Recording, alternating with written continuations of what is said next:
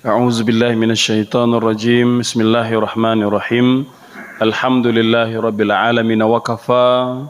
Wassalatu wassalam ala nabiyil mustafa. Asyhadu an la ilaha illallah wahdahu la syarikalah wa asyhadu anna Muhammadan abduhu wa rasuluhu la nabiyya ba'da. Allahumma salli wa sallim wa an'im wa akrim ala hadzal nabiyil karim Muhammadin sallallahu alaihi wasallam wa ala alihi wa sahbihi ajmain.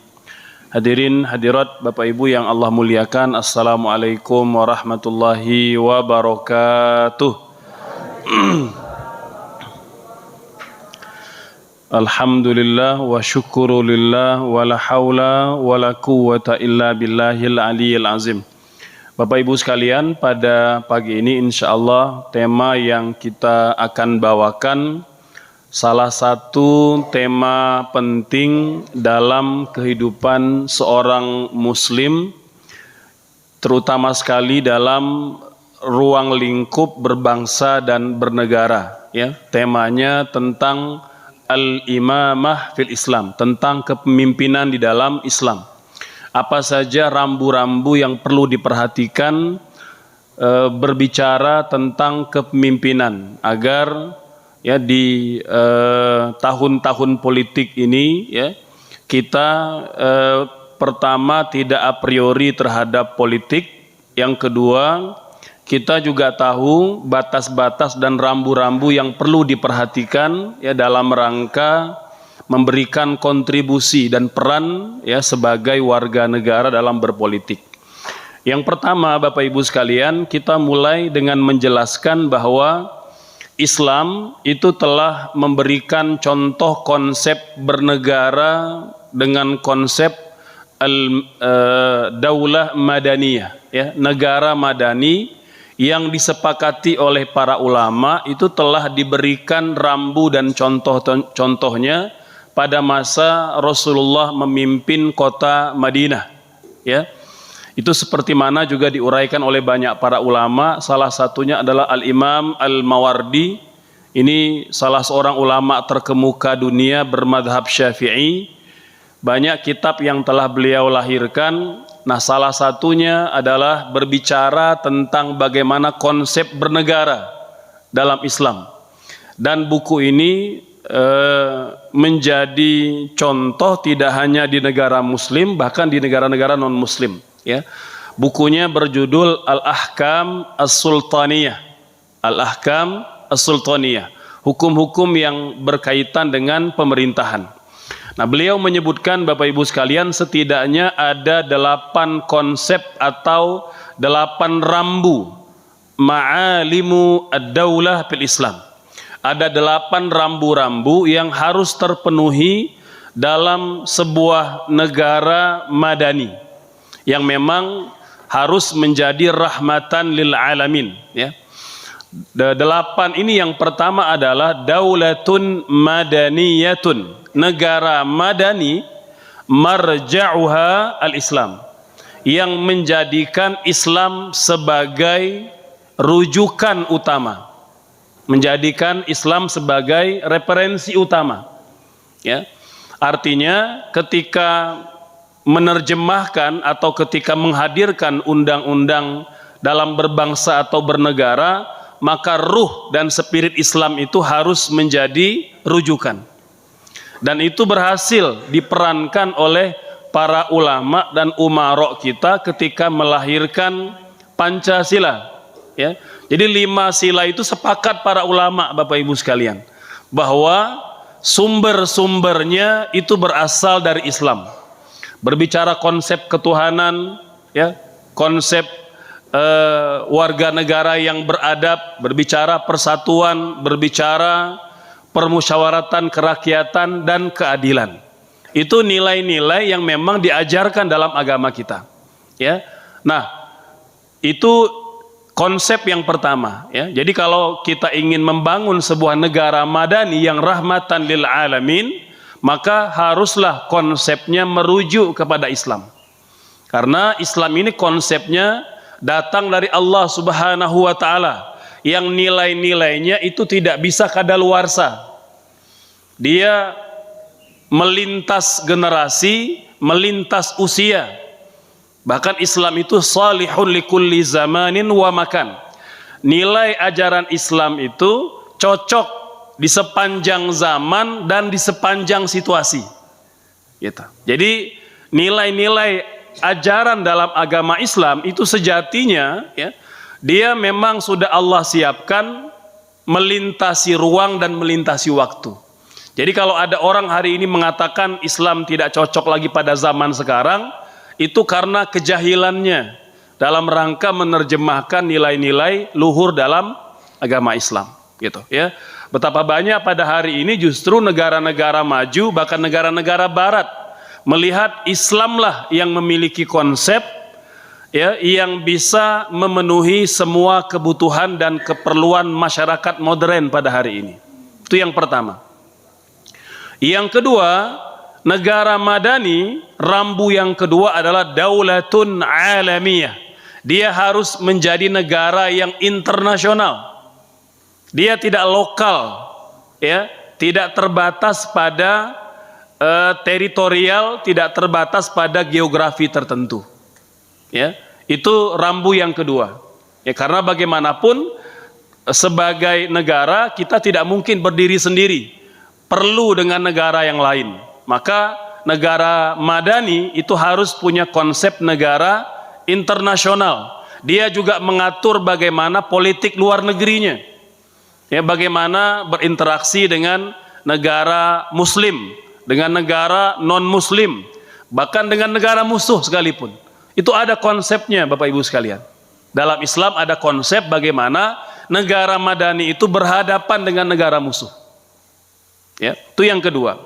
Yang ketiga, rambunya adalah daulatun syar'iyyatun dusturiyah. Negaranya itu harus tegak dengan syariat dan konstitusi, gitu. Jadi harus ada undang-undangnya, harus ada konstitusinya. Karena kalau tidak berlaku hukum rimba. Yang kuat, yang punya jabatan, ya, yang punya power, yang punya orang dalam, yang berkuasa, ya, apalagi kalau sudah politik dinasti gitu, dia ngatur semua, ya, dari mulai eksekutif, yudikatif dan legislatif, gitu, ya. Apa jadinya negara kalau menerapkan politik dinasti? Padahal itulah yang dilawan oleh Islam sejak Islam datang di tanah Arab. Jadi tidak boleh ada politik dinasti, ya. Jadi harus tegak di atas syariat dan konstitusi. Syariat ini tidak juga kemudian dibayangkan harus tekstual, karena ada beberapa syariat dalam Islam itu yang dia sangat kontekstual. Nah, contoh misalnya tentang hukum potong tangan bagi seorang pencuri. Kata para ulama bahwa potong tangan, ya, bagi pencuri itu tidak berlaku secara konstan. Dia tidak berlaku secara rigid, ya. Dia sangat kontekstual. Contoh yang diterapkan pada masa Umar. Umar adalah orang pertama yang menganulir penerapan potong tangan. Ketika ada pencuri di Baitul Mal, ditanya mengapa engkau mencuri, kata beliau, al-ju'u wal faqr, kemiskinan dan kefakiran, kata beliau, serta kelaparan. Maka Umar merubah hukum potong tangan dengan kontekstual, dia bukanlah pencuri dalam arti profesi gitu, tapi lebih kepada kebutuhan, ya. Maka perlu nanti ada tinjauan kembali terhadap beberapa kasus, gitu, ya. Maka ketika berbicara daulatun syar'iyyatun dusturiyah, syariat yang diambil nilai-nilai objektifnya. Boleh jadi penerapannya berbeda, tapi tujuannya sama. Maka nanti ada lahir fikih maqasidus syariah. Apa tujuan dari potong tangan itu? Apakah potong tangannya atau memberikan efek jera? Maka sepakat para ulama tujuannya memberi efek jera, sehingga hukumannya itu boleh ada hukuman alternatif. Itu yang pernah disuarakan oleh mantan ketua ulama dunia almarhum Syekh Profesor Dr. Yusuf Al-Qaradawi. Ya, beliau menyuarakan itu bahwa hukum potong tangan bukanlah sesuatu yang konstan, bukanlah sesuatu yang usul, kata beliau. Ya, bukan yang fundamental, dia bisa disesuaikan dengan kondisi zaman dan tempat. Gitu, ya. Kemudian tentang konstitusi, konstitusi harus dijunjung tinggi. Tidak boleh ada upaya menganulir konstitusi kita. Misalnya Indonesia punya konstitusi bahwa penjajahan di atas dunia itu harus dihapuskan karena tidak sesuai dengan peri kemanusiaan dan peri keadilan. Maka Indonesia sebagai bangsa, sebagai negara tidak boleh atau haram bekerja sama dengan negara manapun yang membantu penjajah. Ya, alhamdulillah negara kita masih konsisten, tidak membuka jalur diplomatik dengan Israel misalnya. Hanya mungkin kalau hubungan ekonomi masih terjalin gitu. Ya, yang tidak terjalin politiknya, ekonominya masih jalan. Nah, ini ketika penerapan konstitusi itu masih setengah-setengah, Bapak Ibu sekalian. Ya. Kemudian dari aspek agama, alhamdulillah, ya, satu hari atau kemarin itu keluar fatwa dari Majelis Ulama Indonesia bahwa umat Islam haram membeli produk-produk dari negara-negara penjajah dan negara-negara yang bersekutu dengan penjajah. Itu keluar fatwanya sudah, Bapak Ibu sekalian. Jadi bukan soal pilihan lagi, haram membeli dan mengkonsumsi barang-barang produk penjajah dan negara yang bersekutu dengan penjajah. Ya, real saja hari ini siapa yang mendukung negara penjajah, kita boikot produk-produknya. Negara apa aja itu? Ya, setidaknya 5 negara. Kalau dulu kita masih malu-malu menyebutnya, sekarang kita perlu sebutkan.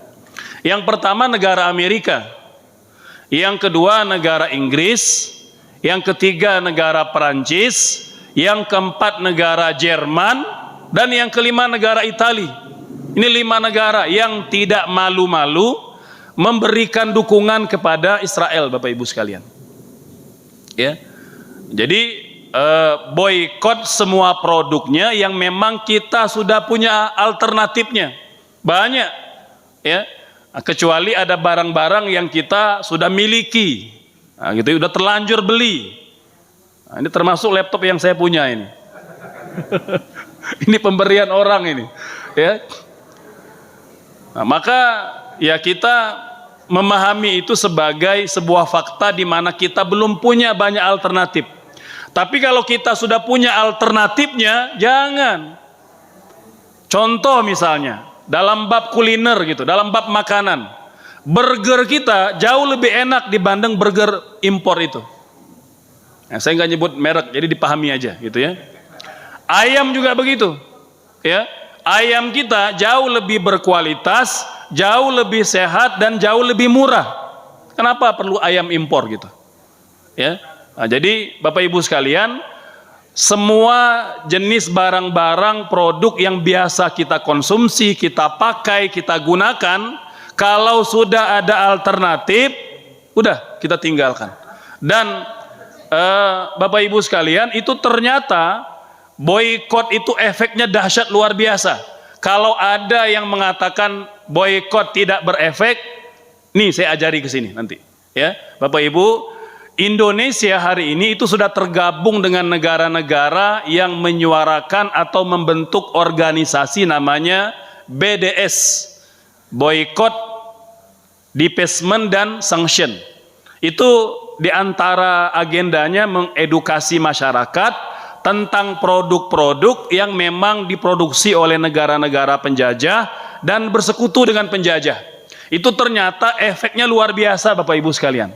Terasa, bahkan ada hitung-hitungannya secara detail di Asia, di Afrika, di Eropa. Buktinya apa? Buktinya beberapa perusahaan-perusahaan itu mencoba untuk merubah kebijakannya, gitu ya, dengan harga yang sangat murah, kemudian bahkan sudah pakai embel-embel bendera Palestina dan lain-lain gitu. Karena mereka tahu bahwa ternyata boykot itu berefek dahsyat luar biasa kepada ekonomi yang mereka sedang jalankan. Ya, nah ini Bapak Ibu sekalian, artinya perlu ada gitu ya, perlu ada rambu-rambu dalam menjalankan negara agar kita tetap berjalan dengan konstitusi, gitu ya. Maka pastikan jangan sampai pilihan kita kelak adalah orang yang terendus akan melakukan perubahan terhadap konstitusi itu, karena sudah ada infonya, gitu ya, di antara ya oknum-oknum yang memang menyuarakan itu normalisasi dengan penjajah. Nah, kalau dalam istilah bahasa Arab tatbi', normalisasi dengan penjajah artinya bersekutu dan berkompromi dengan penjajah. Ya, nah, dengan misalnya kalau dimulai dengan industri, berarti nanti pelan-pelan mulai ke masalah undang-undang, bahkan termasuk dalam bab diplomasi dan kenegaraan. Sudah ada upaya-upaya itu, ya, karena saya juga beberapa kali terlibat ya di di beberapa komunitas yang banyak berhubungan dengan DPR, terutama Bapak Ibu sekalian, itu ada upaya itu, ada timnya, tim lobbynya ada yang bergerak ke legislatif, bergerak ke yudikatif, bahkan bergerak ke eksekutif, bahkan ke istana. Bapak Ibu, ada tim lobbynya, ada tim lobby itu, bahkan termasuk hari ini misalnya, bukan hari ini, sejak dulu ya, itu di Gedung Putih ada tim lobbynya. Googling aja, ada yang namanya AIPAC. Bapak Ibu, AIPAC itu adalah tim lobby Zionis untuk bisa mengontrol semua kebijakan-kebijakan yang berpotensi merugikan Israel maupun Yahudi. Itu ada tim lobbynya, gitu ya. Dan banyak sudah yang kena, gitu ya.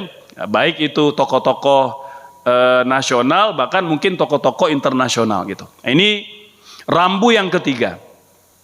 Rambu yang keempat, daulatun syuriyah la kisrawiyah, negara musyawarah, artinya negara yang sangat menjunjung tinggi permusyawaratan dan perwakilan, bukan negara dinasti. Nah, gitu kira-kira ya. Jadi tidak dikelola oleh keluarga, tidak boleh dikelola oleh kelompok tertentu saja. Dia harus melibatkan semua elemen bangsa, lintas ormas, bahkan mungkin lintas agama. Itu konsep dalam agama kita, gitu ya. Jadi tidak boleh mengabaikan aspek musyawarah. Makanya kental sekali Bapak Ibu sekalian, dalam Islam itu konsep syura itu sangat menjadi fundamental dalam hal apa aja, ya. Dalam upaya islah, upaya perdamaian, itu musyawarah, gitu ya. Nah, ini konsep yang keempat atau rambu yang keempat. Rambu yang kelima, daulatun hidayah la jibayah. Negara itu harus hadir memberikan kebaikan, kontribusi kepada rakyat, bukan menjadi negara pajak atau yang membebani rakyat. Itu konsep yang kelima Bapak Ibu sekalian. Jadi negara itu harus hadir dalam persoalan-persoalan yang dihadapi oleh masyarakat, ya, dari mulai kemiskinan, keterbatasan lapangan tenaga kerja, harga-harga yang meroket dan lain-lain, gitu. Itu negara harus hadir. Tidak boleh negara pura-pura tidak tahu, gitu ya. Jadi harus menjadi negara yang memberikan kebaikan kepada warga negara, bukan malah menekannya, gitu. Kemarin saya ada pertemuan di DSN, Dewan Syariah Nasional MUI Pusat, itu sedang merancang kebijakan untuk disampaikan kepada pemerintah bagaimana kita menyuarakan bagi muslimin atau umat Islam Indonesia itu sudah tidak berlaku lagi pajak, gitu ya. Kalau dia sudah membayar zakat, maka telah dianggap membayar pajak. Itu yang sedang diusahakan Bapak Ibu sekalian, gitu. Karena jangan sampai ada ketidakadilan, ya. Jadi jangan sampai double kewajibannya, ada kewajiban zakat, ada kewajiban pajak. Jalan tengahnya adalah orang yang telah bayar zakat, maka dia bisa dikonversi menjadi pajak. Memang sudah ada penerapan, tapi masih terbatas, masih pada segmen-segmen tertentu saja, ya. Dan hanya pada lembaga-lembaga amil zakat yang terdaftar saja. Padahal kan kita lihat zakat yang terserap dari umat Islam itu baru 5% lewat lembaga amil zakat nasional. Artinya 95% kaum muslimin Indonesia itu lebih banyak berzakat secara tradisional. Salurkan ke masjid, ke pesantren, ke yayasan, begitu. Nah, harusnya perlu ada regulasi bagaimana itu tetap dihitung sebagai pajak, mengkonversi pajak. Itu sedang diupayakan Bapak Ibu sekalian, gitu ya. Kemudian rambu yang keenam, daulatun lihimayati du'afa. Negara harus melindungi orang-orang yang lemah. Lemah baik lemah dalam arti lemah ekonomi ataupun dalam arti lemah yang tidak punya jabatan atau kekuatan tertentu. Jadi jangan sampai negara hanya membela orang kaya, membela yang berpangkat, membela yang punya jabatan saja. Sementara yang miskin, yang tidak punya jabatan, yang tidak punya pangkat, yang tidak punya uang, tidak mendapatkan supremasi hukum. Itu yang terjadi pada hari ini. Ya, jadi ya di mana-mana kalau berhadapan dengan oknum hakim atau oknum jasa, wani piro. Ya, jadi siapa yang berani bayar mahal, bayar tinggi, menang kasusnya, begitu. Jadi sudah tidak lagi ada kepercayaan terhadap lembaga peradilan. Nah, ini harus dirubah Bapak Ibu sekalian. Jadi rambu-rambu negara madani dia memperlakukan warga negara sama rata di depan hukum. Tidak ada yang diistimewakan, tidak ada yang dianak emaskan, gitu. Yang ketujuh, daulatul hukuk wal hurriyat. Negara harus menjunjung tinggi hak asasi dan kebebasan. Jadi tidak boleh ada pembatasan, ya, untuk berekspresi, untuk menyalurkan pendapat, ya. Tidak boleh ada persekusi, tidak boleh ada kriminalisasi terhadap ulama, terhadap tokoh, terhadap kritikus, selama saluran kritiknya udah benar. Nah, tidak boleh, gitu ya. Nah, jadi negara yang tidak menjunjung tinggi hak asasi dan kebebasan itu negara yang terbelakang Bapak Ibu, dan biasanya akan tumbang. Banyak sudah terbukti. Ya, saya tidak sebut, misalnya ada negara Islam, ya, maksudnya negara Muslim,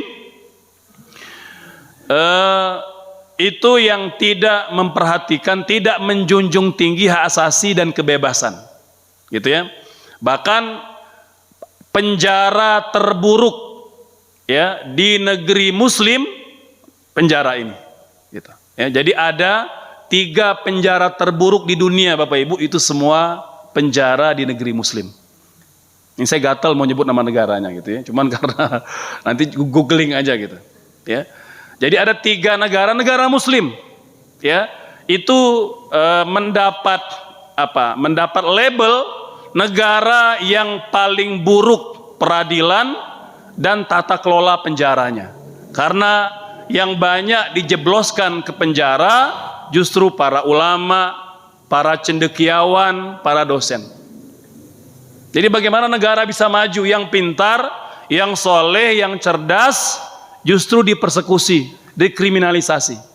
Ya, kalau negara penjaranya penuh dengan orang-orang baik, orang-orang soleh, sementara preman penjahat bebas berkeliaran, itu tanda negara bakal tumbang. Tanda negara bakal tumbang gitu, ya. Nah, tapi kalau negara itu yang penjaranya berisi penjahat, koruptor, itu bagus. Gitu, ya. Nah, tapi kalau lebih banyak orang baik, orang soleh, itu tanda-tanda negara yang memang tidak menjalankan rambu-rambu negara madani. Kedelapan, daulatun mabadi' wa akhlak. Negara harus berbasis prinsip norma dan akhlak.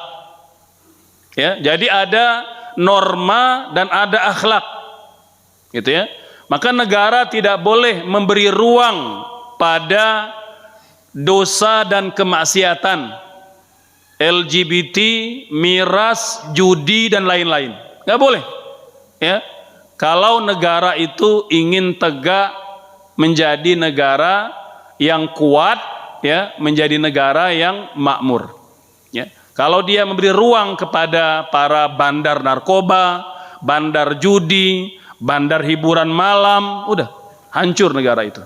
Ya, dan sudah banyak contohnya Bapak Ibu sekalian, negara-negara yang hancur lantaran dia tidak berbasis prinsip norma dan prinsip akhlak. Kemudian memilih pemimpin ini penting Bapak Ibu sekalian. Dalam agama kita, pemimpin itu bukan semata-mata jabatannya, tapi urgensitasnya. Kata Nabi dalam sebuah hadis, "Idza nazalta bi baladin wa laysa fihi sultan farhal anhu." Kalau kalian tiba di suatu kampung, di suatu kota, di suatu negara, tidak ada kepala desanya, tidak ada wali kotanya, atau tidak ada kepala negaranya, keluar segera dari kampung itu. Itu kata Nabi. Jadi kalau ada kampung tidak punya kepalanya, tidak punya ketuanya, tinggalkan kampung itu, karena berbahaya. Kalau sebuah kampung negara tidak punya ketuanya, tidak punya orang yang ditunjuk menjadi leadernya, pemimpinnya, maka penting Bapak Ibu. Ya, makanya ketika Nabi wafat, jenazah beliau tidak langsung diurus Bapak Ibu. Beberapa asar yang sahih mengatakan tertunda hampir sehari semalam. Jenazah Nabi belum diurus. Mengapa? Karena para sahabat melakukan rapat maraton memilih siapa pengganti setelah Nabi wafat. Subhanallah. Itu menunjukkan Bapak Ibu bahwa urusan pemimpin urusan yang sangat krusial, bahaya kalau sampai negara tidak punya pemimpin. Nah, ini konsep yang kita perlu tahu, ya. Bahkan kata Nabi, kalau kalian berangkat bepergian bertiga, lantik satu orang ketua. Ya, mau berangkat naik kereta api bertiga gitu ya, itu harus ada ketuanya. Ya, nah itu sunnah Bapak Ibu, ketika kita dalam kelompok kecil saja diperintahkan untuk punya ketua. Imam Al-Ghazali mengatakan, "I'lam anna syari'ata aslun." Syariat, kata beliau, adalah akar, ya, dalam agama kita. Wal maliku harisun. Sementara raja, penguasa, itu penjaganya, pengawalnya. Wa mala aslalahu pamahdumun. Yang tidak punya akar, yang tidak punya pondasi akan runtuh. Wa mala harisalahu padai'un. Yang tidak punya pengawal, yang tidak punya penjaga akan musnah. Jadi penting. Jadi syariat dan kepemimpinan ini dua hal yang tidak bisa dipisahkan Bapak Ibu. Ya. Jadi syariat itu perlu dijaga, perlu dikawal oleh siapa? Oleh penguasa. Makanya kata Utsman bin Affan, kepemimpinan atau kekuasaan itu menegakkan sesuatu yang tak ditegakkan atau yang tak dapat ditegakkan oleh Al-Quran.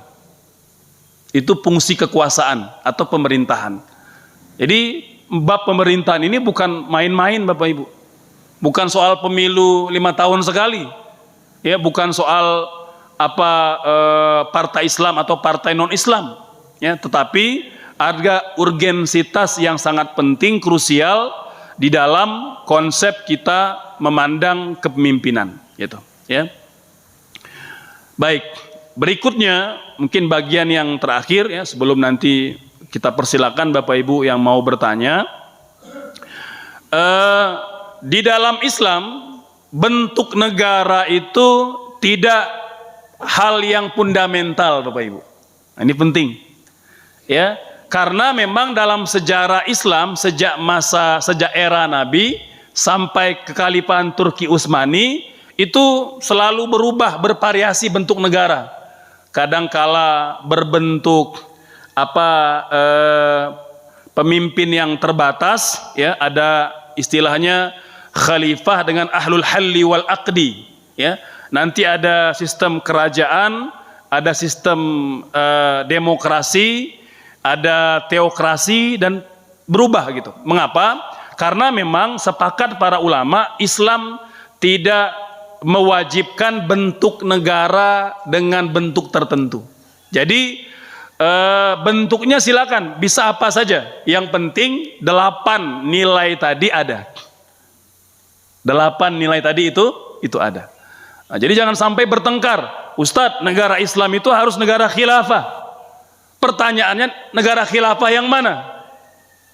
Karena jangankan kita bicara Daulah Umayyah, Abbasiyah, pada 4 periode Khulafa Rasyidin saja itu berbeda-beda konsepnya.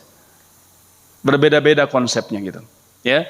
Nah, jadi ulama sepakat bahwa bentuk negara itu bisa apa saja, yang penting 8 rambu tadi ada pada negara tersebut, gitu, ya. Kemudian ada 5 karakter daulah madaniyah, Bapak Ibu. Yang pertama, syu'ur bit taba'ah, ya, bahwa pengelola, pemimpin, pejabat, penguasa harus punya rasa tanggung jawab terhadap kepemimpinan yang sedang dia pikul. Itu tidak boleh kemudian cuek saja, ya. Yang penting sudah duduk di kursi, yang penting sudah dapat jabatan, masa bodoh dengan kondisi masyarakat yang miskin, kekurangan, dan lain-lain, gitu. Yang kedua, asyafaqah 'ala ra'iyah, punya kasih sayang dan rahmat kepada warga negara. Jangan sampai menjadi penguasa yang bengis, penguasa yang zalim. Itu banyak terjadi pada hari ini, ya. Yang ketiga, al-adalah bainan nas, menegakkan keadilan di antara manusia. Tidak boleh pilih kasih, ya, tidak boleh tebang pilih, gitu, ya. Yang keempat, al-iffah an malil am, hati-hati dalam mengelola uang negara. Itu amanah, Bapak Ibu. Setiap sen yang dikelola demi Allah bakal ditanya oleh Allah. Jadi jangan sampai mentang-mentang kita ada di jabatan itu kita merasa bebas mengelola uang rakyat atau uang negara. Itu amanah, ya. Dan yang kelima, al-iktisadiyah, artinya pertengahan atau moderat dalam semua kebijakan. Kebijakan ekonomi, kebijakan politik, kebijakan keamanan dan lain-lain, itu harus yang moderat, gitu.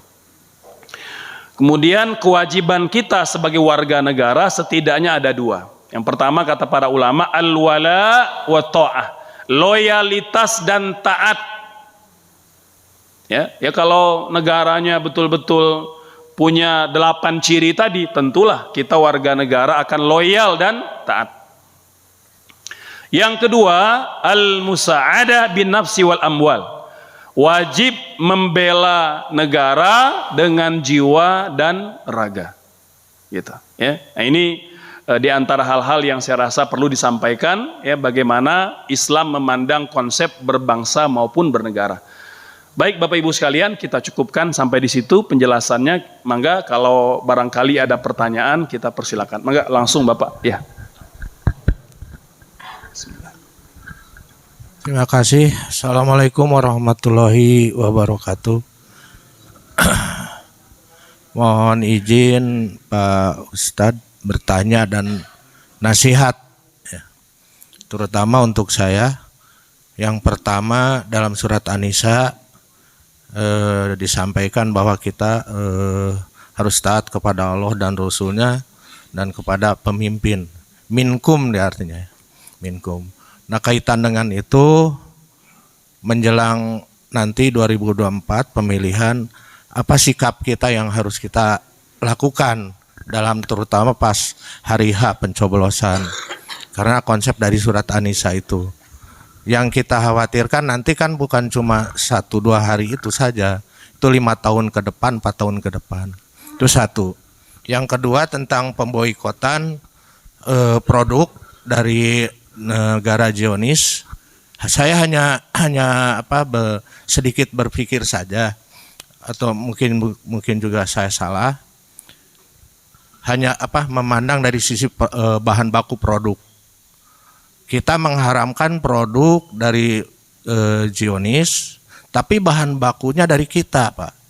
Contohnya ayam, bahan bakunya dari kita. Petani, peternak ayam kita. Dia ngambil bahan baku dari kita. Bumbu-bumbunya juga sama dari kita. Itu yang ini. Pertama, yang kedua misalkan air dari pegunungan kita. Gitu, air kita. Kenapa tidak produk tersebut tidak diganti nama saja misalkan, atau sekalian saja oleh pemerintah ditutup gitu, agar memang kita sungguh-sungguh memboikotnya. Jangan sampai ternak kita, bahan baku bumbunya, air kita juga terboikot gitu. Itu satu. Itu yang kedua Pak Ustadz. Yang udah aja gitu aja dulu, barangkali buat kesempatan baca yang lain. Terima kasih. Assalamualaikum warahmatullahi wabarakatuh.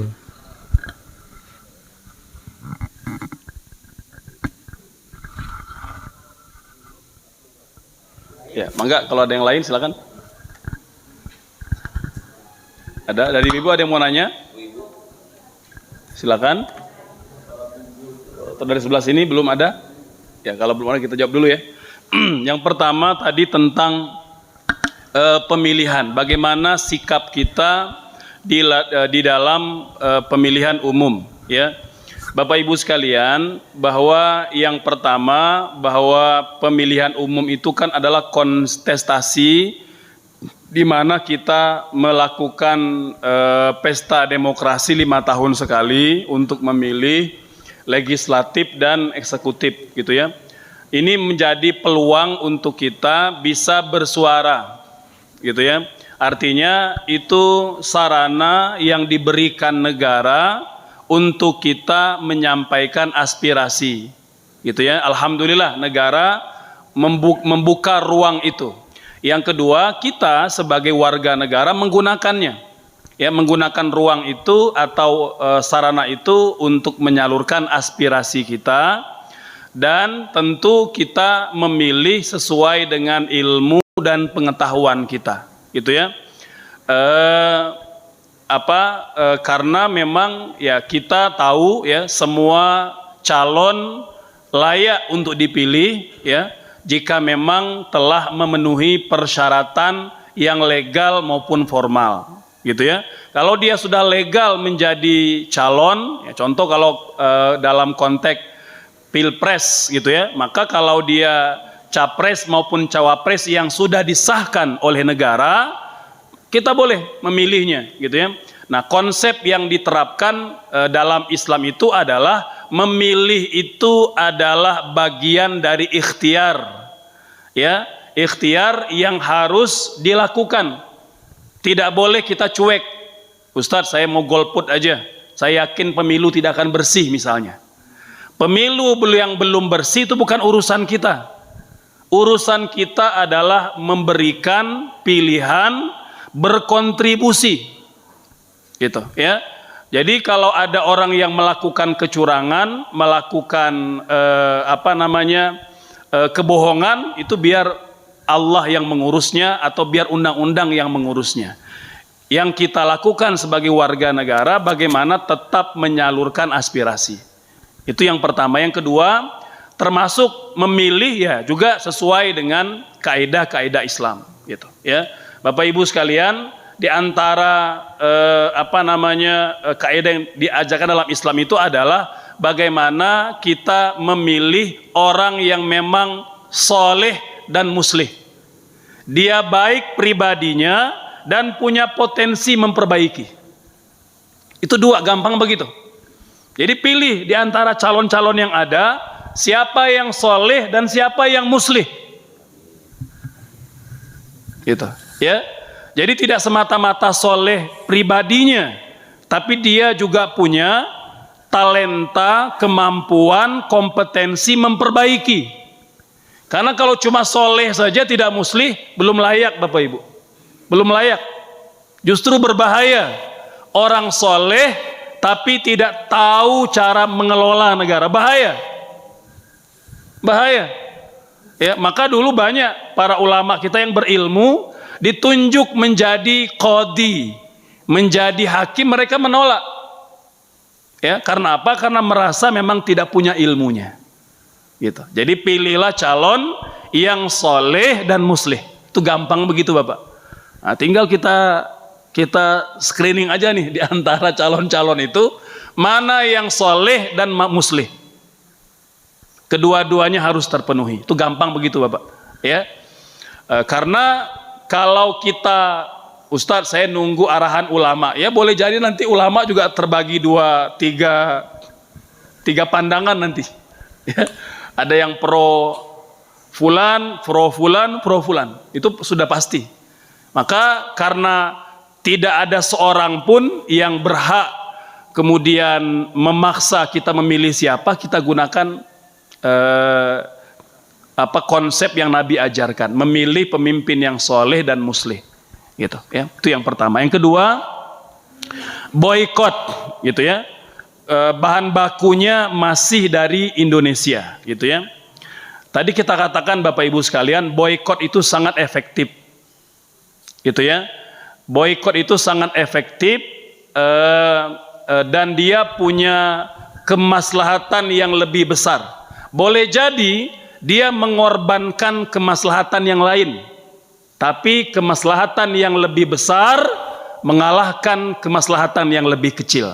Contoh Bapak Ibu sekalian, rumah tetangga kita pagarnya mau roboh gitu ya, maka sepakat para ulama pagar itu boleh kita robohkan walaupun kita akan dimarahi yang punya rumah. Demi apa? Demi kemaslahatan umum. Ya, demi kemaslahatan umum. Maka boleh jadi ada petani kita, ya, ada peternak kita gitu yang tadinya mungkin jumlah orderannya banyak, nah, tiba-tiba karena ada beberapa perusahaan yang diboykot semakin berkurang orderannya gitu ya. Itu kan ada kerugian, tapi dia lebih kecil dibandingkan kerugian kemaslahatan yang lebih global. Itu satu Bapak dalam aspek boykot. Yang kedua, kita juga meyakini sebagai muslim Bapak Ibu bahwa yang memberi rezeki itu kan bukan burgernya gitu ya, bukan ayamnya gitu. Sejak kapan bos burger itu yang memberi makan kita? Sejak kapan bos ayam itu yang memberi makan umat Islam di Indonesia? Ya, bahkan yang bos burger itu walaupun dia non muslim misalnya, Allah yang memberi dia makan sejak dia di dalam kandungan ibunya gitu. Nah, ini tentu perlu kita edukasi masyarakat secara bertahap. Karena memang ya tidak mudah juga memang ya. Saya banyak bertemu itu majelis taklim, beberapa komunitas, ada yang mengadu begitu, Ustadz, di ponakan saya itu komplain karena saya punya majelis taklim, kita sepakat menyuarakan boykot. Nah, dia marah datang ke rumah saya, ya. Jadi katanya boykot tapi menyengsarakan saya dan teman-teman yang bekerja gitu ya, karena ada yang kemudian berhenti bekerja atau yang berkurang bonusnya gitu ya. Nah, ini kan kita boleh jadi ada yang kita bisa edukasi bahwa sebagai muslim kita yakin rezeki dari Allah gitu ya. Walaupun memang meyakinkan itu tidak mudah gitu ya. Maka perlu pelan-pelan Bapak Ibu sekalian, dan boykot ini sudah dipelajari. Jadi kalau tadi kata Bapak banyak yang terimbas, iya itu dipelajari, udah dipelajari oleh para ulama. Makanya keluar fatwa boykot itu bukan karena tidak dipelajari, dia dipelajari, dianalisa, banyak yang kena dampaknya. Kayak tadilah seperti suplai daging, suplai roti, gandum dan lain-lain. karena diambil dari lokal petani peternak kita. Ada, efeknya ada begitu. Tetapi karena pertimbangannya kemaslahatan global, maka itu yang diperjuangkan, gitu ya. Dalam konteks usul fikih, Bapak Ibu sekalian, kalau bertabrakan dua kebaikan dan dua kemudorotan, pilih yang paling kecil mudorotnya dan pilih yang paling besar maslahatnya. Nah begitu ya, semoga dapat dimengerti Bapak ya. Maka Bapak.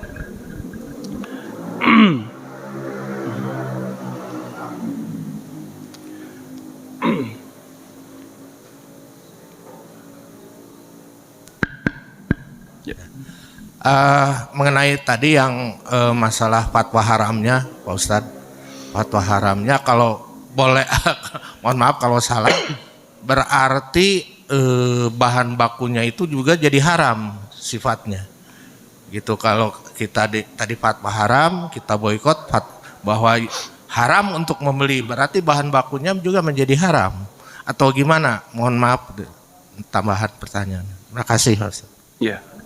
Baik, Bapak Ibu sekalian, fatwa yang dikeluarkan oleh MUI adalah membeli produk jadinya, membeli produk jadinya, gitu ya. Karena kita juga harus rasional, tidak mungkin bisa memboikot semuanya. Kalau mau konsisten boikot semuanya, bisa-bisa kita tidak masak, tidak minum, gitu ya. Karena mohon maaf Bapak Ibu sekalian, perbankan misalnya. Perbankan itu punya kontribusi besar terhadap Zionis, ya, karena kan yang punya keluarganya Rothschild itu, Bank Dunia itu. Nah, itu kan kalau kita ingin lihat ke ujungnya gitu, ke hulunya. Nah, tapi kan tidak mungkin kita tiba-tiba oke, kalau gitu kita pakai dinar aja belanjanya gitu, nggak pakai ATM, nggak pakai bank, kan jadi kesulitan gitu. Makanya memang kita katakan boikot yang parsial, yang terbatas sesuai jangkauan kita, gitu ya. Nah, jadi intinya yang diperintahkan itu tidak membeli produk boikot, gitu ya. Nah, tapi kalau yang punya burger itu mau beli apa? Mau beli gandum kita boleh nggak? Ya kalau memang dia mau jual silakan, karena tidak masuk pada konteks yang dipatwakan haram, gitu ya. Tapi kalau dia memilih, Ustadz, saya pengen biar dia susah dapat gandum gitu ya, biar susah dapat daging, saya mau pengen boikot juga, ya silakan. Itu sikap pribadi kita, gitu ya, ingin memberikan kontribusi yang lebih besar, gitu. Karena tidak mungkin memang kita memboikot keseluruhan. Ya. Ya itu yang dimaksud. Ya. Kalau boikot aja semua gitu. Ya. Sehingga dia. Ya tapi tidak berarti Bapak, tidak berarti kemudian setelah ini. Oke, kalau gitu saya tetap beli burger, tetap beli ayam gitu ya. Enggak begitu. Maksudnya tetap berlaku fatwa itu. Fatwa haram membeli semua produk boikot. Nah, begitu. Itu kata kuncinya. Adapun yang bukan produk, ya menjual kepada mereka dan lain-lain itu tidak masuk pada konteks fatwa. Lebih kepada kondisi personal setiap orang. Wallahu a'lam. Mangga masih ada ibu-ibu ada yang mau nanya, silakan. Dari sebelah sini mungkin ada. Mangga kalau ada.